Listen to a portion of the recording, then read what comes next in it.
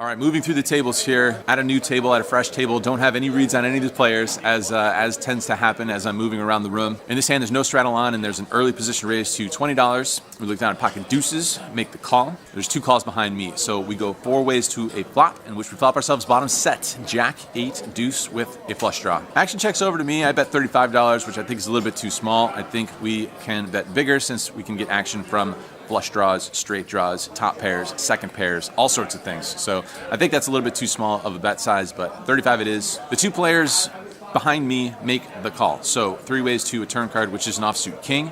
This time, the first player to act leads out. He bets $110. So I feel like I pretty much always have the best hand here in this spot. I feel like if he had pocket 8s, we would very often see a raise on that flop, considering I bet pretty small and it's pretty draw heavy. No reason to think he would ever have pocket kings here. So I'm going to put in a raise and charge diamond draws in particular. I make it $335 to go. Player on my left folds before the player who led out on that turn card. He makes the call. So heads up to a river card, which is a terrible card. It's the 10 of diamonds. So the most obvious draw comes in there on the river. A very ugly card.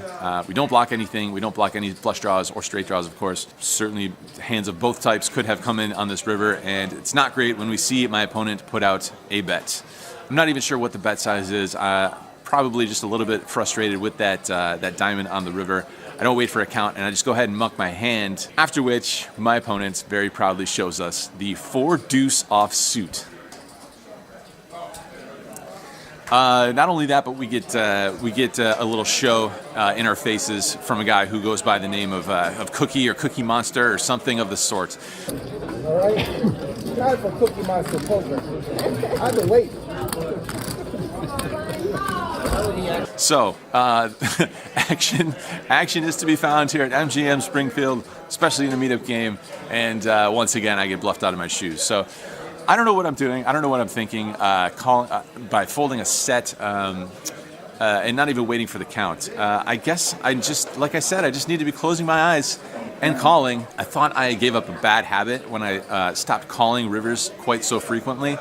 And now I'm starting to think that was a big mistake by giving up that habit. I think I just need to be calling all rivers all the time, never folding ever again in my life.